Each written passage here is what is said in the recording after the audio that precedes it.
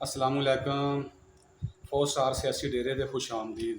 हजूर साड़ी दुआ है तुसीं जिथे जिथे भी तशरीफ फरमाओ, अल्लाह पाक तुहानूं सारिआं नूं सेहत तंदुरुस्ती अता फरमावे, अल्लाह पाक तुहाडे सारिआं दे कारोबार च बरकत अता फरमावे ते अल्लाह पाक तुहानूं सारिआं नूं 5 वक्त दा पक्का ठका नमाजी बनावे। ये दुआवां देनियां चाहिदियां ने कि दुआवां नाल इंसान दी तकदीर बदल जाती है। ते जिथे जिथे तुसीं हैगे ही है, अल्लाह पाक तुहानूं सारिआं नूं खैर वफीयत नाल अल्लाह पाक दे घरां च तुसीं खुश बाज लो। लो जी, बड़ियां बड़ियां खबरां आ गईयां ने ते बड़े बड़े इंतकाम दे जिहड़े मामले ना वो क्लीयर होंदे पे गए ने।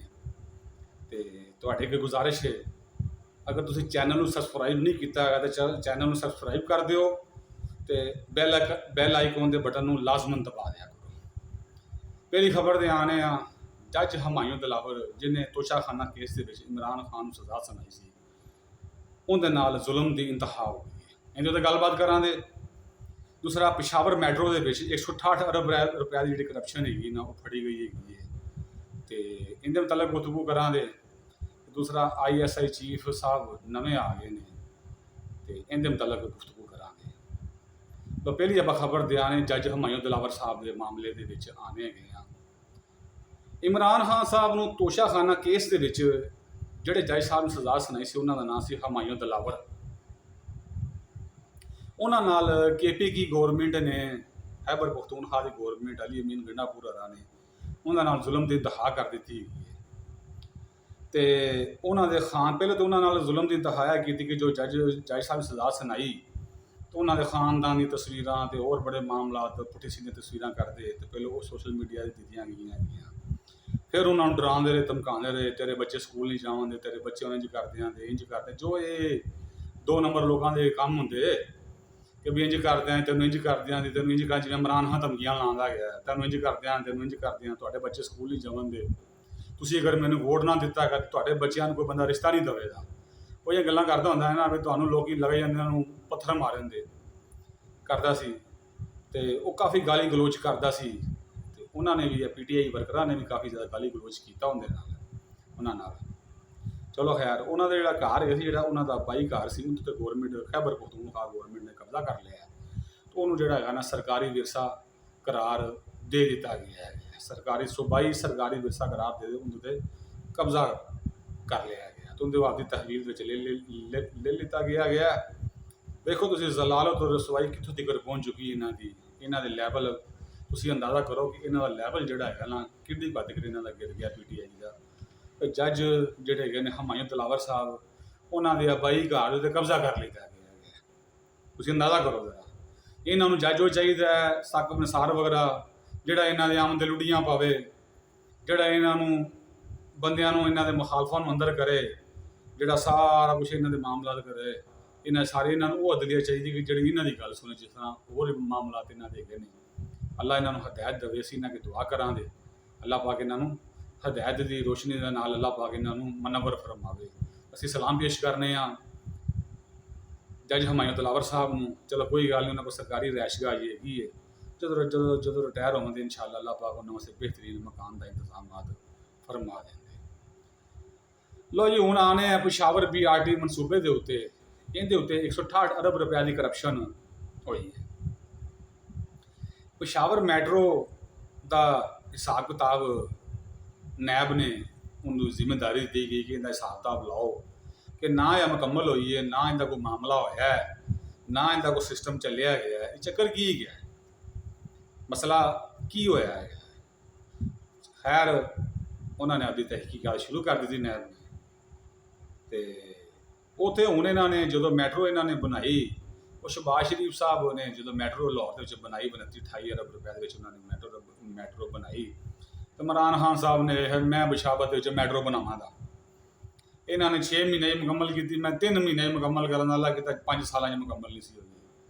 वो कभी कोई पुल डिग पैंदा सी, कभी कोई मसला बन जाता सी, कभी कोई मसला बन जाता सी, कितने शहबाज शरीफ कितने कितने इमरान खान। चलो कोई गल नहीं, ये जिमें भी होंदा रहा। वो कहता मैट्रो बनाना बड़ा आसान है, मैं तुम्हें मैट्रो बना दे विखावांगा। खैर मैट्रो ना मुकम्मल हुई तो ना बनी। 168 अरब रुपये की जी करप्शन हैगी सी ना वो उनकी तो साबित हो गई है, इंक्वायरी शुरू हुई है ਤੇ ਨੈਬ ਨੇ ਜਿਹੜਾ ਹੈਗਾ ਨਾ ਆਪਦੀ 25 ਸਾਲਾ ਤਾਰੀਖ ਦੇ ਵਿੱਚ ਪਹਿਲੀ ਵਾਰੀ 168 ਅਰਬ ਰੁਪਈਆ ਜਿਹੜਾ ਹੈ ਨਾ ਉਹ ਰਿਕਵਰ ਕੀਤਾ ਗਿਆ ਹੈ। ਤੇ ਅਸੀਂ ਕਹਾਂਗੇ ਅਸੀਂ ਸਲਾਮ ਪੇਸ਼ ਕਰਨੇ ਆ ਨੈਬ ਨੂੰ, ਇਹਨਾਂ ਨੇ 25 ਸਾਲਾਂ ਦੇ ਵਿੱਚ ਸਭ ਨਾਲੋਂ ਵੱਡੀ ਕਾਰਵਾਈ ਕੀਤੀ ਹੈ BRT ਪਿਸ਼ਾਵਰ ਮਨਸੂਬੇ ਦੇ ਉੱਤੇ। ਇਹਦੇ 'ਚ ਜਿਹੜਾ ਹੈਗਾ ਸੀ ਨਾ ਮਨਪਸੰਦ ਬੰਦਿਆਂ ਨੂੰ ਠੇਕੇ ਦਿੱਤੇ ਗਏ।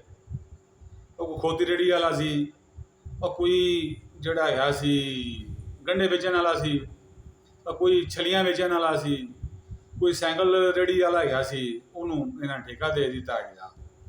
ਤੇ ਸਾਰਿਆਂ ਦੇ ਜਿਹੜੇ ਮਨਪਸੰਦ ਬੰਦੇ ਸੀ ਉਹਨਾਂ ਨੂੰ ਠੇਕਾ ਦੇ ਦਿੱਤਾ। ਇਹ ਠੇਕੇ ਦੇ ਜਿਹੜੇ ਹਿੱਸੇਦਾਰ ਹੈਗੇ ਸਨ ਇਮਰਾਨ ਖਾਨ, ਗੋਗੀ, ਪੀਰਨੀ, ਅਸਦ ਕੈਸਰ ਤੇ ਗੋਗੀ ਤੇ ਪਿਸ਼ਾਵਰ ਡਿਵੈਲਪਮੈਂਟ ਅਥਾਰਟੀ ਤੇ ਲੋਕਲ ਗੌਰਮੈਂਟ ਦੇ ਲੋਕ ਜਿਹੜੇ ਇਹਨਾਂ ਦੇ 'ਚ ਮੁਲਵਸ ਪਾਏ ਗਏ ਨੇ। ਲਿਹਾਜ਼ਾ ਅਸੀਂ ਇਹ ਬੜੀ ਜਿਹੜੀ ਨਾ ਕਾਮਯਾਬੀ ਦੇ ਵਿੱਚ ਨੈਬ ਨੂੰ ਮੁਬਾਰਕਬਾਦ ਪੇਸ਼ ਕਰਨੇ ਆ।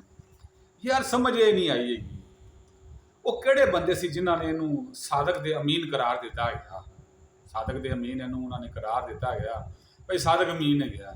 ਕੋਈ ਮਨਸੂਬਾ ਇਹਦਾ ਕੋਈ ਕੰਮ ਜਿਹੜਾ ਇਹਦਾ ਕੋਈ ਸਾਡੀ ਸਮਝੋ ਪਾ ਰਹੀ ਹੈ। ਤੁਸੀਂ ਮੈਨੂੰ ਕੋਈ ਕਮੈਂਟ ਕਰਕੇ ਦੱਸ ਦਿਓ ਉਹ ਮੈਂ ਸਹੀ ਗੱਲ ਕਰਨਾ ਕਿ ਐਵੇਂ ਝੂਠ ਹੀ ਮਾਰਨਾ ਹੈਗਾ। ਜਿਹੜੀਆਂ ਮੈਂ ਗੱਲਾਂ ਕਰਨਾ ਹੈਗਾ ਜਾਂ 168 ਅਰਬ ਰੁਪਈਏ ਦੀ ਗੱਲ ਕੀਤੀ ਜਾਂ ਹੋਰ ਕੋਈ ਮੈਂ ਗੱਲਾਂ ਬਾਤਾਂ ਕਰਨਾ ਹੈਗਾ। ਅੱਜ ਸਾਡੇ ਦੋਸਤ ਸਨ ਆਸਟ੍ਰੇਲੀਆ ਤੋਂ ਥੋੜ੍ਹਾ ਨਾਰਾਜ਼ ਹੋ ਰਹੇ ਸਨ। ਦੇਖੋ ਜੀ ਤੁਸੀਂ ਇਮਰਾਨ ਖਾਨ ਦੇ ਖਿਲਾਫ ਗੱਲ ਕਰਦੇ ਜੇ ਭਾਈਜਾਨ, ਸਾਰੇ ਬੰਦੇ ਗੱਲ ਸੁਣ ਲਵੋ। ਅਗਰ ਨਵਾਜ਼ ਸ਼ਰੀਫ ਵਰੀ ਦੂਏ ਬੰਦੇ ਵੀ ਕੰਮ ਗਲਤ ਕਰਨ ਦੇ, ਅਗਰ ਉਹਨਾਂ ਦੇ ਵੀ ਇਹ ਸਕੈਂਡਲ ਨਿਕਲਣ ਦੇ, ਅਸੀਂ ਇਨਸ਼ਾਅੱਲਾ ਉਹਨਾਂ ਦੇ ਖਿਲਾਫ ਵੀ ਗੱਲ ਕਰਾਂਗੇ ਕਿਉਂਕਿ ਅਸੀਂ ਹੱਕ ਸੱਚ ਬਿਆਨ ਕਰਨਾ ਹੈਗਾ। ਨਾ ਮੈਂ ਉਹਨਾਂ ਦੀ ਕਵਰ 'ਚ ਪੈਣਾ ਤਾਂ ਨਾ ਮੈਂ ਉਹਨਾਂ ਦੀ ਕਵਰ 'ਚ ਪੈਣਾ ਹੈਗਾ। ਤੇ ਗੱਲ ਹੈਗੀ ਹੈ ਬੰਦੇ ਨੇ ਆਪਣੇ ਅਮਾਲਾਂ ਦਾ ਬੰਦੇ ਨੇ ਹਿਸਾਬ ਦੇਣਾ। ਜੋ ਸਾਡੇ ਸਾਹਮਣੇ ਚੀਜ਼ਾਂ ਆਉਂਦੀਆਂ ਅਸੀਂ ਤੇ ਉਹ ਬਿਆਨ ਕਰਨਾ ਹੈਗੀਆਂ ਨੇ। ਅਗਰ ਕਿਸੇ ਨੂੰ ਗੁੱਸਾ ਲੱਗਦਾ ਤੇ ਲੱਗੇ ਪਿਆ, ਅਸੀਂ ਦੇਖਾ ਠੀਕ ਹੈ। ਇਹ BRT ਜਿਹੜਾ ਪਿਸ਼ਾਵਰ ਦਾ ਮਨਸੂਬਾ ਹੈਗਾ ਤੁਹਾਡੇ ਸਾਰਿਆਂ ਸਾਹਮਣੇ ਆ ਗਿਆ। ਚਲੋ ਕੋਈ ਗੱਲ ਨਹੀਂ, ਅੱਲਾਹ ਪਾਕ ਇਹਨਾਂ ਨੇ ਜਿਹੜੇ ਪਾਕਿਸਤਾਨ ਨੂੰ ਨੁਕਸਾਨ ਪਹੁੰਚਾਇਆ, ਅੱਲਾਹ ਪਾਕ ਇਹਨਾਂ ਨੂੰ ਕੈਫਰੇ ਕਰਦਾ ਦਾ ਸ਼ਾਇਦ ਜ਼ਰੂਰ ਪਹੁੰਚਾਏਗਾ। ਲਓ ਜੀ ਹੁਣ ISI ਜਿਹੜਾ ਹੈਗਾ ਚੀਫ ਪਾਕਿਸਤਾਨ ਦੇ ਉਹ ਆ ਚੁੱਕੇ ਨੇ ਨਵੇਂ। ਬੜੀਆਂ ਫੋਮਾਂ ਗਰਦਿਸ਼ ਕਰਦੀਆਂ ਨੇ ਵੀ ਫਲਾਂ ਆ ਰਿਹਾ, ਫਲਾਂ ਆ ਰਿਹਾ, ਫਲਾਂ ਆ ਰਿਹਾ, ਫਲਾਂ ਆ ਰਿਹਾ, ਫਲਾਂ ਆ ਰਿਹਾ ਹੈ। ਲੇਕਿਨ ਇਹ ਬੜਾ ਹਸਾਸ ਮਾਮਲਾ ਹੁੰਦਾ ਹੈ। ਕਿਸੇ ਨੂੰ ਕੋਈ ਪਤਾ ਨਹੀਂ ਹੁੰਦਾ ਕੌਣ ਆ ਰਿਹਾ ਤੇ ਕੌਣ ਨਹੀਂ ਆ ਰਿਹਾ। ਕਿਸੇ ਬੰਦੇ ਨੂੰ ਕੋਈ ਇਲਮ ਨਹੀਂ ਹੁੰਦਾ, ਕੋਈ ਮਾਮਲੇ ਦਾ ਕੋਈ ਪਤਾ ਨਹੀਂ ਹੁੰਦਾ ਵੀ ਕਿਹੜਾ ਬੰਦਾ ਜਾ ਰਿਹਾ, ਕਿਹੜਾ ਬੰਦਾ ਆ ਰਿਹਾ। ਅਖੀਰ ਫੌਜ ਦਾ ਨਿੱਜੀ ਮਾਮਲਾ ਹੈਗਾ। 6-7 ਅਫਸਰਾਂ ਦੇ ਵਿੱਚੋਂ ਆਖਰ ਕਿਸੇ ਨਾ ਕਿਸੇ ਨੇ ਤਾਂ ਲੱਗਣਾ ਹੀ ਹੁੰਦਾ। 6-7 ਅਫਸਰਾਂ ਦੇ ਵਿੱਚੋਂ ਕਿਸੇ ਨਾ ਕਿਸੇ ਨੇ ਤੇ ਹਰੇ ਉਹ ਕਹਿੰਦੇ ਦੋ ਭਲਵਾਨ ਲੜਦੇ ਨੇ, ਇੱਕ ਨੇ ਤਾਂ ਢਹਿਣਾ ਹੀ ਢਹਿਣਾ। ਉਹ ਹਿਸਾਬ ਹੈ 5-7 ਅਫਸਰਾਂ ਦੇ ਵਿੱਚ ਆਖਰ ਅਖੀਰ ਬੜੀ ਇੱਕ ਕਲੀਦੀ ਪੋਸਟ ਹੈਗੀ ਹੈ ISI ਦਾ ਚੀਫ ਬਣਨਾ।